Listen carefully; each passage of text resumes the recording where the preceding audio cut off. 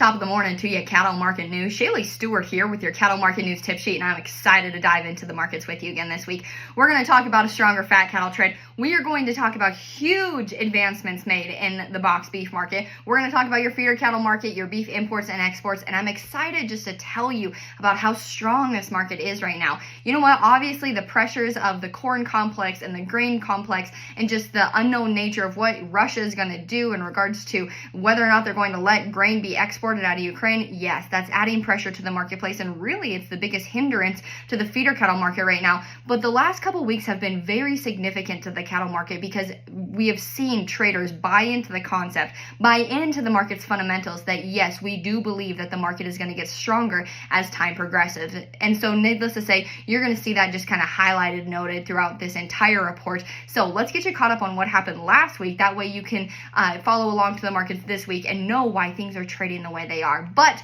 without further ado, I have a few things that I want to share with you. First and foremost, I want to make sure that you know about the United States Cattlemen's Association's 15th annual meeting coming up, and I can't believe it's only really a little bit over a month away. But like I said, the U.S. Cattlemen's Association, they're going to be having their 15th annual meeting December 8th through the 10th in Nashville, Tennessee. You're going to hear from phenomenal speakers such as Corbett Wall, Trey Wassenberger, and Marky Jones with Girls Eat Beef Too. And so the topics there, the lineups there, in regards to the conversations going to be had, the panels that they're going to share is phenomenal. I highly recommend that you make the commitment to maybe joining them. And if you want more information, go to www.uscattlemen.org. And then right after that, DTN is having their virtual egg summit event. And I'm so excited to partake in this event because like I told you, the market is just really ripe to rally. And like I said, there are still things that the market has to dance around that loom that could cause it some frustration in the weeks ahead, but largely the market is ready to trade higher. And so let's talk about those things, and we're going to do that at DTN's Virtual Egg Summit event. That is going to be December 12th and 13th. I'm going to be giving a market update and recap on Tuesday. And so if you'd like to join us for that event, please go to www.dtn.com/egg summit. Without further ado, let's get you caught up on last week's marketplace. Starting at the top of the report, as we always do with your Friday to Friday livestock contract changes. Throughout the week last week, October live cattle fell 10 cents. December live cattle gained 57 cents. November feeder cattle fell 47 cents. January feeder cattle traded steady throughout the week. December corn gave up 4 cents, and March corn was down 4 cents as well. Let's talk about that cash cattle trade, and I'm so excited just to really see feedlots taking this opportunity to push the market higher. And you know what, we're not just seeing $1 or $2 higher week in and week out. Last week the cash cattle market traded $2 higher in the south and up nearly $5 higher in the north. And I know that sometimes folks are a little bit just concerned with the essence of, well, how can it be $5 higher? Don't worry about that. When they go to cutting prices lower, when the market's fundamentals favor their position, they don't worry. They don't think twice about cutting the market $3 to $4 lower, heck, even $5 to $6 lower in one single week and one whack. And so if feedlots have the opportunity to push the market, heck, $2 to $5 higher, let's even jump out there on a limb and say $5 to $7 higher, do it. Make hay while the sun is shining, because the market's fundamentals aren't always going to be this right, aren't always going to be this favorable. So you got to capitalize on the market when your cards favor your position. So last week in the Southern Plains, live cattle traded for mostly $1.50, and that was considered $2 higher than the week before. In the Northern Plains, dress cattle sold for $2.34 to $2.40.75, which was nearly $5 stronger. Last week's volume was thin, but honestly, I just believe that's because market-ready supplies of cattle are thin. There was a major last week in Nebraska that was buying cattle last week and paying a premium for them for delivery this week that we are trading in now. So that tells you just how short bought they are. And you know what? They're trying to get cattle bought for that deferred delivery. But as feedlots understand how current they are and how thin market-ready supplies are, hopefully we're going to see just very few cattle sold in that deferred delivery compartment of the market, just because it makes no sense to sell them that way when, you know what, that only gives packers leverage to build their arsenal and to basically give them the option and availability not to support the cash cattle market in the weeks ahead. So nevertheless, extremely strong cash cattle market, and it was fun to watch last week. Last week's slaughter was estimated at 668,000 head. That was down 5 5,000 head from the previous week, but steady with a year ago. For beef cow slaughter, I promised you we were going to talk about it. We're going to talk about it again this week, and it was a big one for the week ending October 15th, 2022. Right at 81,900 head of beef cows were slaughtered.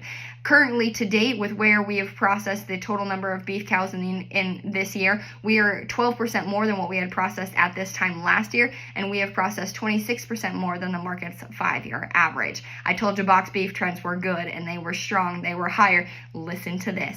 Last week, choice cuts averaged $261.19, up $9.26 throughout the week, and select cuts averaged $229.59, up $7.69 throughout the week. Last week's movement of cuts, grinds, and trim totaled 607 loads, and your spread between choice and select averaged $31.06 last week. So if that doesn't tell you just how thin we are on choice and choice plus cuts of cattle, I don't know what does. For carcass weights ending the week of October 15, 2022, steers averaged 924 pounds. That was 4 pounds heavier than the previous week and is up 2 pounds compared to the same week a year ago. Heifers for the same week averaged 846 pounds. That was 3 pounds heavier than a year ago and 6 pounds heavier, 3 pounds heavier than a week ago and 6 pounds heavier than the same week a year ago. Your beef import and export data is a little frustrating, just simply in the essence that fresh beef imports totaled 20,593 metric tons, with Australia, Canada, and Mexico being your largest importers, while beef exports only totaled 14,100 metric tons, with South Korea, Japan, and China again being your biggest buyers. Let's talk about that feeder cattle market. And right now, the feeder cattle market is just a tough place to be. You know what? We soberly understand that there are fewer feeder cattle in the marketplace at this point in this time of the year as there was compared to last year.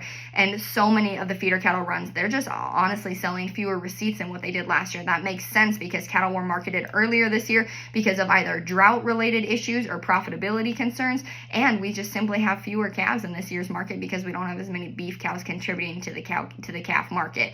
So nevertheless, even though we know that, even though we understand that, it's still hard for buyers to jump into this marketplace with corn prices as expensive, as high as they are, and their cost of gains are just astronomical, and their break evens, it's tough to be breakout even, let alone make a profit in this right now for those feeder buyers. So nevertheless, last week in Montana, your 477 pound steer calves, they averaged 231, your 571 weights averaged 204, and your 6 1/4 weights averaged $1.95. And these are steer calf prices throughout the state. This is not one select sale barn. This is throughout the entire state on their sales averages.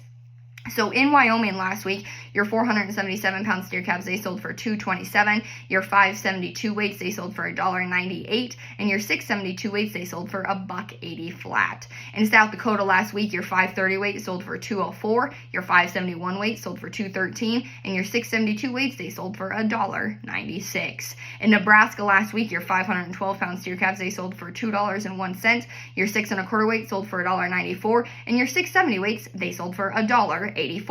In Oklahoma last week, your 532 weights, they sold for $1.92. Your 620 weights, they sold for $1.86, and your 675 weights, they sold for $1.77. In Missouri last week, your 505 pound steer calves, they sold for $2.07. Your 584 pound steer calves, they sold for $1.59, and your 632 weights, they sold for $1.74. And last but certainly not least, in Tennessee, your 470 weights, they sold for $1.54. Your 5 1/4 weights, they sold for $1.36, and your 605 weights, they sold for $1.43. So nevertheless, we have a lot of really exciting things transpiring in the marketplace right now. Pay attention, stay attuned to this marketplace because it changes quick, and you want to be ready to capitalize on the market when it favors your position. Shaylee Stewart here with your Cattle Market News Tip Sheet. Take care, folks.